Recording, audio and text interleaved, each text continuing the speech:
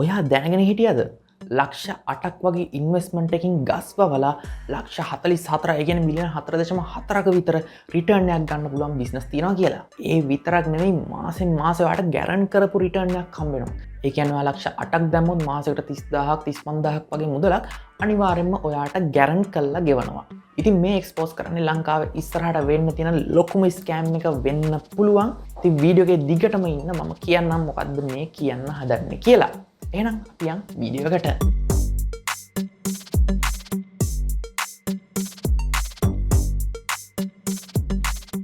ඉතින් ඔයාලා ටයිටල් එකේ තම්බ්නෙල් එකේ දැක්ක විදිහටම අද මේ වීඩියෝ එකෙන් කතා කරන්නේ ලංකාවේ බහුතරයක් වෙන ප්ලාන්ටේෂන් කම්පැනිස් වල සිද්ධ වෙන ප්‍රොසෙස් එක ගැන. ඒ කියන්නේ මෙන්න මේ ප්ලාන්ටේෂන් කම්පැනි එකක ඔයා ඉන්වෙස්ට් කරොත් ඔයා කොහොමද රිටර්න් එකක් ගන්නෙ සහ මේක දිගටම කරගන්න පුළුවන් වේද කියලා අද මේ වීඩියෝ එකෙන් කතා කරනවා. ඉතින් මේ වීඩියෝ ගැන අදහස් යෝජනා චෝදනා අනිවාර්යයෙන්ම පල්ලෙන් කමෙන්ට් එකක් දාන්න. අපි ලොකු ඩිස්කෂන් එකක් පල්ලෙහා දාගමු. මේක ගැන ඔයාලත් දක්වන අදහස් අනිවාර්යයෙන්ම කමෙන්ට් එකක් දාන්න.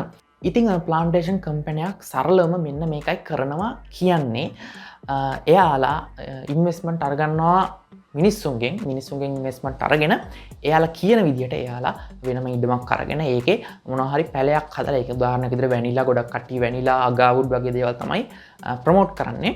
ඉතින් මේ දේවල් වවලා මේවයින් එන පළදාව පිටරටට එක්ස්පෝර්ට් කරලා එහෙම නැත්නම් වෙනත් වැලියු ඇඩඩ් ප්‍රොඩක්ට් විදිහට හදලා එක්ස්පෝර්ට් කරලා මේ ගන්න ආදායමෙන් කොටසක් අපිට ගෙවනවා කියලා තමයි මේ ප්ලාන්ටේෂන් කම්පැනිස් කියන්නේ.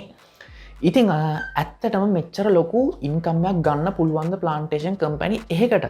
ඔයාලා පහුගිය දවස් ටිකේ දකින්න ඇති ලංකාවේ ගොවියෝ කොච්චර මහන්සි වෙනවද කියලා උද්ඝෝෂණ කර කර එයාලගේ ප්‍රොඩක්ට් වලට එයාලගේ වගාවන්ට එයාලගේ පළදාවට හරියන මිලක් ගන්න කොච්චර උද්ඝෝෂණ කරනවා ඇද්ද කියලා ඔයාලට ටීවී එක එහෙම නැත්නම් මොකක් හරි සෝෂල් මීඩියා වල බලපුවාම ඔයාලට බලා ගන්න පුළුවන්.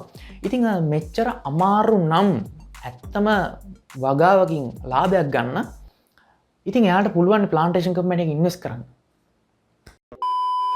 ඉතින් මෙන්න මේ තර්කයේ මැද ඔයාලට ප්ලාන්ටේෂන් කම්පැනිස් කියන්නේ ප්‍රෝඩාවක් කියලා තේරුම් ගන්න. ඉතින් අපි ගැන ඉන්ඩෙප් කතා කරමු කොහොමද මේක වැඩ කරන්නේ කියලා. ඉතින් ඇත්ත වගාවක් ඔයාලා මේ වගේ රිටර්න් එකක් දෙන්නේ කොහොමද? ප්ලාන්ටේෂන් කම්පැනිස් ඇත්තටම මේ වගේ වගා කරලාද ඒ රිටර්න් එක අපිට දෙන්නේ. ඉතින් ඒ වගාවන්ට මොනවත් හානි වෙන්නේ නැද්ද? උදාහරණයක් විදිහට පහුගිය කාලේ තිබ්බ කුණාටු තත්ත්වයක් දික්කා වගේ. ඉතින් ඒ වගේ දේවල් වලින් වගා විනාශ වෙනවා. ඒ වගේම දිලීරා සාධන වෙන්න පුළුවන්. ඔය වගාවන් කරන කට්ටිය දන්නවා ඇති ඒවට මොන වගේ ප්‍රශ්න දෙන්නේ කියලා. ඉතින් අන්න ඒ වගේ කිසිම ප්‍රශ්නයක් එන්නේ නැතුවද මේ වගා හැදෙන්නේ. ඉතින් කොහොමද යාලා ගැරන්ට් කරන්නේ මාසේ අන්තිමට ඔයාලට මේ වගේ ෆික්ස් ගාණක් හම්බ වෙනවා කියලා. අනික ඔයා ලක්ෂ 8ක් දාපුවා මම මේ ලක්ෂ 8 කියන කතාව උදාහරණයක් එක්ක මම ඔයාලට පැහැදිලි කරන්නේ. මොකද ඒක ඇත්තම උදාහරණයක්. මම මේ ලක්ෂ 8 කියන එක ගන්නෙ ඒක මම ඉස්සරහට පැහැදිලි කරන්නම් ඔයාලට. ලක්ෂ 8ක් දාලා ඊළඟ මාසේ ඉඳන් ඒ කියන්නේ මේ මාසේ ලක්ෂ 8ක් දානවා ඊළඟ මාසේ ඉඳන් ඔයාලට රිටර්න් එක ගෙවනවා 30000ක් 35000ක් වගේ. ඉතින් කොහොමද එහෙම කරන්නේ? මම දන්න විදිහට අඩුම කාලෙකින් පළදාව ගන්න පුළුවන් බෝගේ තමයි රාබු කියන්නේ. ඉතින් රාබු උනත් දවස් 45ක් යනවා මේ පළදාව ඇවිල්ලා ඒ වැඩ ටික වෙන්න. ඉතින් කොහොමද මෙයාලා මෙහෙම ගෙවන්නේ? අපි පළවෙනි මාසේ ලක්ෂ 8ක් දානවා දෙවෙනි මාසේ ඉඳන් අපිට ගෙවනවා. ඉතින් මම දන්නේ නැහැ මේ සල්ලි පැල කරනවද කියලා. ඉතින් එයාලා කොහොමද අපි මේ ලක්ෂ 8ක් දාලා ඊළඟ මාසේ ඉඳන්ම මේ වගේ රිටර්න් එකක් ගෙවන්නේ? ඉතින් මෙතන තියෙනවා නේද ලොකු අවුලක්. ඉතින් මම මේ වගේ වීඩියෝ එකක් කරන්න ප්‍රධානම හේතුව තමයි අපේ නංගි කෙනෙක් එයා ජොබ් එකක් හොයලා හිටියේ. ඉතින් එයාට හම්බෙලා තිබ්බ ප්ලාන්ටේෂන් කම්පැනි එක මෙන්න මේ වගේ ජොබ් එකක්. එයා ඒකට ඉන්ටර්විව් එකකට ගිහිල්ලා තිබ්බා. ඉතින් මාත් එක්ක ෂෙයා කරගත්තා එයා ඒකේදී හම්බෙච්ච එක්ස්පීරියන්ස් ටික. ඉතින් එයාලා මෙයාට උපදෙස් දීලා තියෙනවා මේ කෝල්ස් ප්‍රමාණයක් ගන්න දවසකට මෙච්චර කෝල්ස් ප්‍රමාණයක් ගන්න ඒ කට්ටියව කම්පැනි එකට අරන් ඇවිල්ලා එයාලගේ කවුරු හරි එක්කෙනෙක්ට කියලා බ්‍රේන් වොෂ් කරවලා තමයි මේක මේ ඉන්වෙස්ට්මන්ට් එක ගන්න කියලා කියන්නේ. කියන්නේ එයාලට මුකුත් කියන්න එපා කියලා තියෙනවා. එයාලට කියලා තියෙන්නේ මෙහෙම ඉන්වෙස්ට්මන්ට් ප්‍රෝග්‍රෑම් එකක් තියෙනවා. ඔයාලට ලොකු රිටර්න් එකක් ගන්න පුළුවන්. අපේ සර්වර් හම්බෙලා එයත් එක්ක කතා කරන්න. එතකොට ඔයාලට මේ ගැන අයිඩියා එකක් ගන්න හම්බෙයි කියලා තමයි මෙන්න මේ කට්ටියව ට්‍රේන් කරලා තියෙන්නේ. ඉතින් ඒ කට්ටියවත් දන්නේ නැහැ ඇත්තටම මේකේ වෙන දෙයක් ගැන. ඉතින් එයාලා පාවිච්චි කරන්නේ ඇමක් විදිහට විතරයි. ඉතින් ඒ නංගි මගේ මුලින්ම අහපු දේ තමයි පිටරට ඉන්නේ යාළුවෝ ඉන්නවද ඔයාගේ මේ මෙහෙම ඉන්වෙස්ට්මන්ට් එකක් තියෙනවා කියලා. ඉතින් මම එතකොට තමයි අහුවේ මොකක්ද ඉන්වෙස්ට්මන්ට් එක කියලා. ඊට පස්සේ තමයි මට මේ විස්තර ටික කිව්වේ. කොහොම හරි මට තේරුණා මේ වැඩේ සෑහෙන අවුල් දෙයක් කියලා. මොකද පිටරට ඉන්න මිනිස්සු බව සෑහෙන දුක් මහන්සිලා තමයි සල්ලි හොයන්නේ. ඒ මිනිස්සු සල්ලි ගස්වලින් කඩන්නේ නැහැ. ඉතින් සෑහෙන්න අවුල් වැඩක් මේක ප්‍රමෝට් කරනවා කියන්නේ. ඉතින් ඒ වගේ මේ නංගි මට එව්වා ලංකාවේ තියෙන TV channels වල පවා එයාලගේ ඇඩ් ගිහිල්ලා මේවට ඉන්වෙස්ට්මන්ට් දෙන්න කියලා තියෙන ඇඩ්වර්ටයිස්මන්ට් පවා මට ඒවල තිබ්බා. ඉතින් මට හිතාගන්න බෑ මේවා ස්කෑම් වෙන කාලට කොහොමද TV channels මේවා රිපෝට් කරන්න කියලා. මොකද හැමෝම මේවා ප්‍රමෝට් කරන්න දොවෙච්චි කට්ටිය. ඉතින් මම මේකට එක ප්ලාන්ටේෂන් කම්පැනි එකක් හොයාගත්තා සෙරන්ඩිප් කියලා. ඉතින් මම දැන් එක්ස්පෝස් කරන්න මෙන්න මේ කම්පැනි එකේ තියෙන මට පෞද්ගලිකව සැක හිතන තැන් ටික මම ඔයාලට එක්ස්ප්ලেইন කරන්න. ඉතින් මම මේ කම්පැනි එකට ඇඟිල්ල දික් කරලා කියන්නේ නැහැ මේක ස්කෑම් එකක්. මේක කවුරුත් ඉන්වෙස්ට් කරන්න එපා. මේක පිරමිඩයක් කියලා හැම මම මොකුත් කියන්නේ නැහැ. ඒක ඔයාලා තීරණය කරන්න. මම කියන්නම් මට මේකේ තියෙන සැක තියෙන තැන් ටික. ඉතින් මම ඇග්‍රීමන්ට් එකක් හම්බුණා මේකේ සෙරන්ඩිප් එකේ.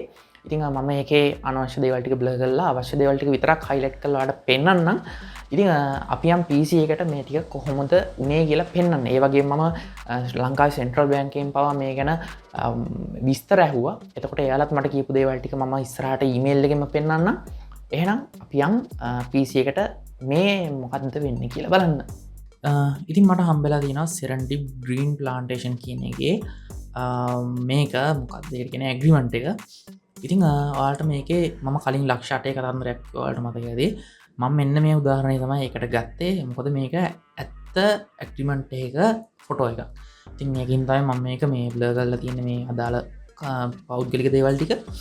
ඉතින් ඔයාලට පේනවා ඇති මේක අවුරුදු 8ක ඇග්‍රීමන්ට් එකක්. එතකොට මාස 90ක් තියෙනවා. එතකොට monthly return එක හම්බ වෙනවා 38000ක්. හරිද? කොට ලක්ෂ 8ක් දාපුවම මාසෙට 38000 ගානේ හම්බ වෙනවා ඊළඟ මාසේ ඉඳන්. ඉතින් මේක සෑහෙන ලොකු රේට් එකක්. දැන් ඔයාට මේ වගේ ලක්ෂ 8ක් ෆික්ස් එකක් දාලවත් 38ක් ගන්න බෑ මාසෙට. හරිද? ඉතින් මේක හිතන්න ඕනි මේක මෙච්චර මෙහෙම රිටර්න් එකක් දෙන්නේ කොහොමද කියලා. මේ පැල වවලා. හරිද? ඉතින් අන්න ඒක පොඩ්ඩක් හිතලා බලන්න ඕනේ. ඊට පස්සේ ඔයාලට පේනවා ඉතින් මෙතන යටින් ටෝටල් amount එක මේකේ තියෙනවා 44,48,000ක් අන්තිමට ටෝටල් රිටර්න් එකක් හම්බ වෙනවා. ඉතින් අන්න ඒ විදිහට මේක රිටර්න් එක තියෙනවා. ඉතින් මෙන්න මේ තමයි ඇග්‍රීමන්ට් එක. ඉතින් එයාලා මේ වගේ රිටර්න් එකක් ගැරන්ට් කරනවා නම් එයාලට හොඳටම ෂුවර් නම් මෙහෙම රිටර්න් එකක් ඒ විදිහට මේ ප්ලාන්ටේෂන් වලට පැල හදලා ගන්න පුළුවන් කියලා එයාලට අපෙන් මේකට ඩිපොසිට් ගන්නවට වඩා එයාලට පුළුවන් බැංකුවෙන් ලෝන් එකක් අරගෙන වගා කරලා ඒ ලාභය එයාලටම ගන්න. මොකද කිව්වොත් බැංකුවෙන් සෑහෙන අඩු පොලියට කම්පැනිස් වලට ණය ගන්න පුළුවන් මේ වගේ හොඳ ප්‍රොජෙක්ට් එකක් තියෙනවා. ඒ කියන්නේ ස්ථිරව මේ වගේ රිටර්න් එකක් ගන්න පුළුවන් ප්‍රොජෙක්ට් එකක් තියෙනවා නම් අනිවාර්යයෙන්ම බැංකුව සෑහෙන අඩු පොලියට ණය දෙන්න පෙළඹෙනවා. ඉතින් එයාලට පුළුවන් බැංකුවෙන් ණය අරගෙන පැලවවලා ඒවයින් එන ප්‍රතිලාභය එයාලටම ගන්න. අපිට 30 ගණන් 50 ගණන් ගෙවන්න ඕනේ නැහැ. බැංකුවෙන් 10ට 15ට වගේ ණය ගන්න පුළුවන්. ඉතින් සරලවම හිතන්න ඕනි දේවල් මේවා.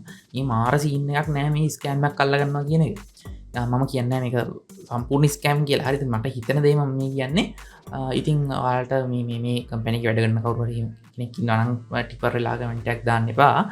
මම කියන්නේ මේක මේ මම ස්ථිරවම කියන්නේ මේක ස්කෑම් එකක් කියලා. ඉතින් මං කියන දේ වැරදි නම් ඔයාලට පුළුවන් පල්ලෙන් කමෙන්ට් එකක් දාන්න. ඔබ මොකක්ද කියන්නේ? ඕක කොහොම නෙවෙයි මෙහිමයි වෙන්න ඕනේ කියලා. පල්ලෙන් කමෙන්ට් එකක් දාන්න. මම අනිවාර්යෙන් එහෙම වටින කමෙන්ට් එකක් තියෙනවා නම් පින් කරනවා අනිවාර්යෙන්. හැමෝටම පේන්න. ඉතින් අන්න ඒ වගේ ඇග්‍රීමන්ට් එකක් තමයි මෙතන තියෙන්නේ. හරි. දැන් අපි බලමු මම සෙරන්ඩිප් කියන මෙන්න මේ කම්පැනි එක ගැන ඇහුවා සෙන්ට්‍රල් බැංකුවෙන්. සෙන්ට්‍රල් බැංක් කියන්නේ ලංකාවේ ඉන්වෙස්ට්මන්ට් ඒ කියන්නේ ඩිපොසිට් සම්බන්ධව කොහොම හරි මූල්‍ය ආයතනයක් සම්බන්ධව වග කියන ආයතනය තමයි සෙන්ට්‍රල් බැංක් එක කියන්නේ. ඉතින් මම සෙන්ට්‍රල් බැංක් එකෙන් ඇහුවා ඔයාලට බලා ගන්න පුළුවන්.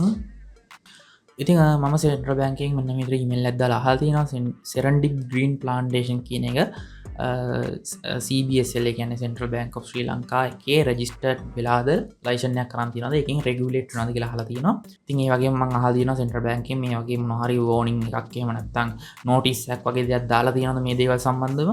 ඉතින් අන්න ඒ වගේ දේවල් ටිකක් මම සෙන්ට්‍රල් බැංක් එකෙන් ඊමේල් එකක් දාලා ඇහුවා. කොහොම වුණත් මට සතියකට විතර පස්සේ එයාලගෙන් රෙස්පොන්ස් එකක් එනවා. ඉතින් අන්න එක මෙන්න මේ දේවල් ටික තමයි කියන්නේ. හොඳට මේ ටික ඉතින් මේ දේවල් ටික dsnbfi@cbsl.lk කියන ඊමේල් එකෙන් තමයි ඇවිල්ලා තියෙන්නේ. ඔයාලට පේනවා. ඉතින් මේක මගේ ඊමේල් එකක් නෙවෙයි. ඔයාලත් මේ ඊමේල් එකට මේ ඊමේල් කල්ලා අහන්න පුළුවන් මම මේ ගත්ත ඩීටේල්ස් ටික යාලා ඔයාලටත් එවයි.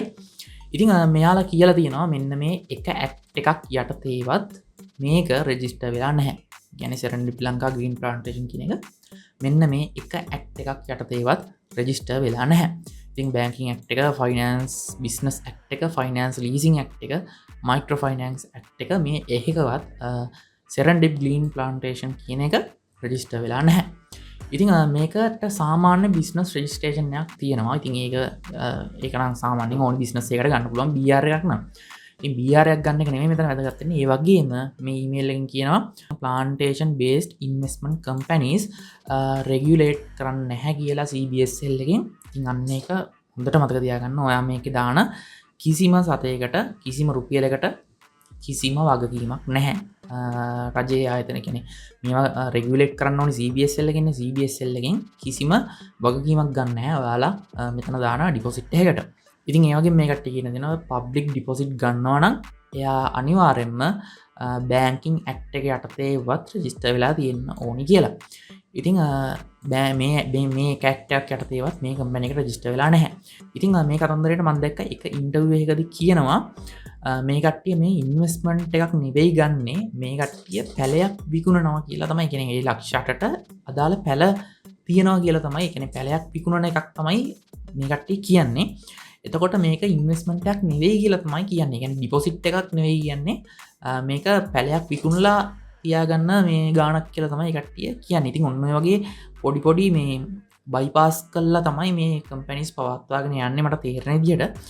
ඉතින් ඔයාලත් මේ ගැන වැඩි විස්තර දන්නවා නම් يعني මේ නීති කොහොමද වෙනස් වෙන්නේ, يعني මේක කොහොමද බයිපාස් වෙන්නේ කියලා ඔයාලා පොඩ්ඩක් දන්නවා නම් අනිවාර්යයෙන්ම කමෙන්ට් එකක් දාන්න.